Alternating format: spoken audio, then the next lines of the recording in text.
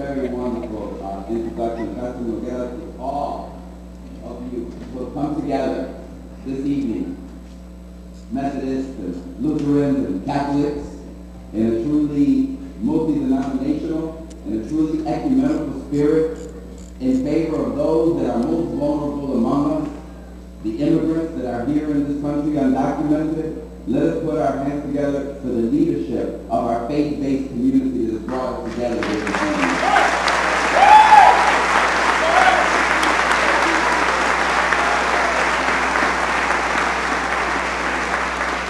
You know, we're going to do this in 17 cities. Today we start. We entered Philadelphia on April the 4th, and in between we'll visit 17 other cities. And in each city we have a place of worship such as this one. And I am so happy. I am so delighted. I can't tell you how overjoyed I am when the National Committee picked Providence, Rhode Island to set this thing forward. There was a chance we might go to our bigger city and start in Los Angeles, or start in New York, or start in a larger city with more immigrants in it. But I kept getting told that there was no greater spirit of unity and of determination and of faith in the right of the immigrant community than Providence, Rhode Island in the city of Rhode Island.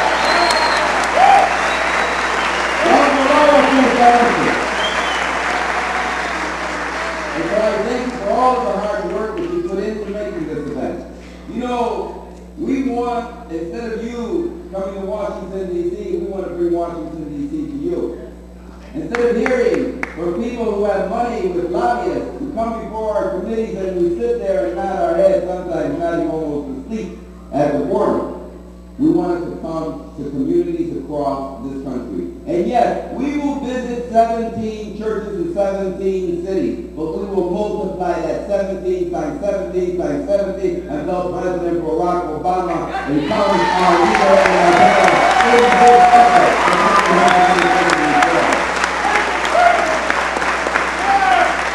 you know, throughout America, I will take, y quiero decir a todos los niños, que este espíritu, 8 y 9 años, y escucharon, ¿tú sabes lo difícil que es venir ante, no sé cuánto hay aquí, pero hay mucho más de lo que algunos esperaban, especialmente los enemigos de nuestra lucha?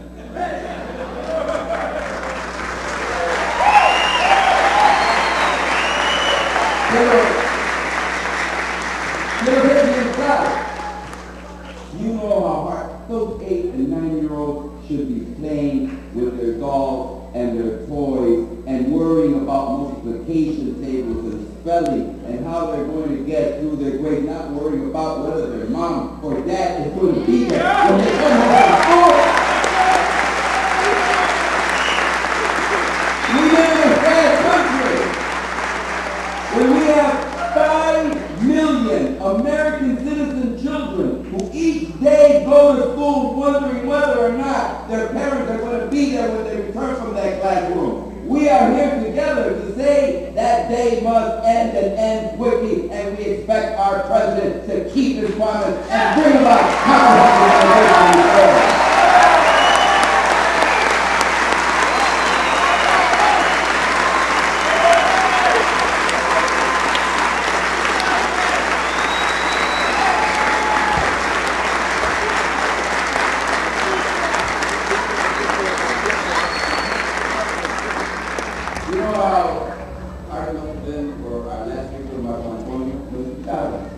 Hablando en inglés, speaking to us in English, you know how difficult it is for someone to come and use that language? But did you hear the love that he has for his wife? Did you hear it? That would come through a hand language, wouldn't it? It would come through a hand language. And that is what brings us together. That is what brings us together, love. The love of those children for their parents, the love of that man for his wife, the love of a wife for her husband, the love that we have for the most vulnerable among us, the undocumented worker here in this country. That is what brings us together. You know, That's why we have such fine religious leaders. Because there is somebody that has to bring the testament to us each and every day. I learned two things fundamental: to love God above everything else, but to love my neighbor as I love myself. To love my neighbor as I love myself. Si tú amas a tu prójimo como a ti mismo y tú tienes papeles, tú tienes que buscarle mejores papeles a tu vecino de lo que tú tienes si tú lo amas a él.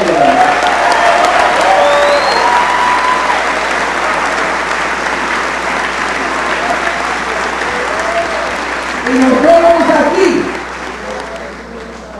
díganme todo es que es ciudadano residente permanente. Por favor.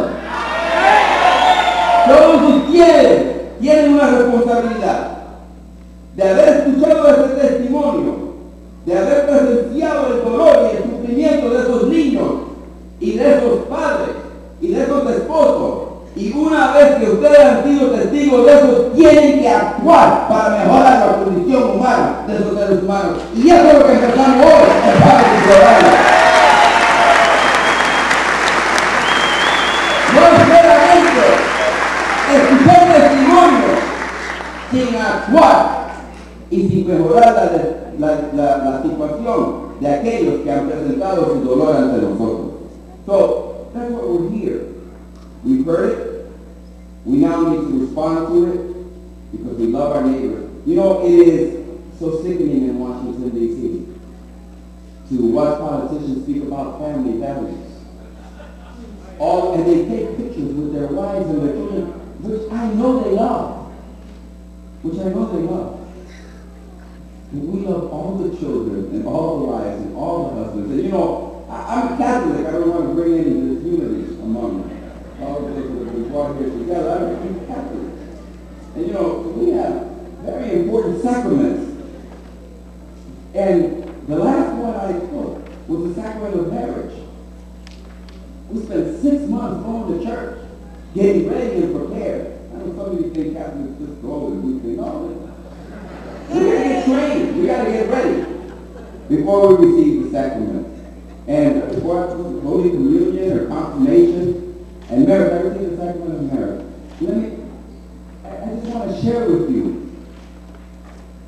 We brought together, my wife and I, 32 years ago, we became one. We became one. And let me tell you, in my house, if I would have brought my mother-in-law that certificate from City Hall that said we were married, do you think she was going to let her eat with me? Do you think that was enough? Do you think that's what constituted our marriage? That isn't what constituted our marriage. What constituted our marriage is when we brought our vows to our church before God.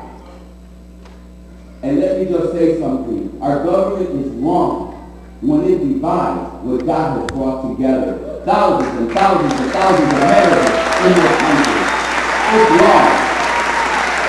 And it is time that we end the situation where we have these mixed status marriages. One's legal, the other one isn't. One's documented, the husband isn't documented. Which half are we going to deport? Which half are we going to get rid of? Which half isn't really American?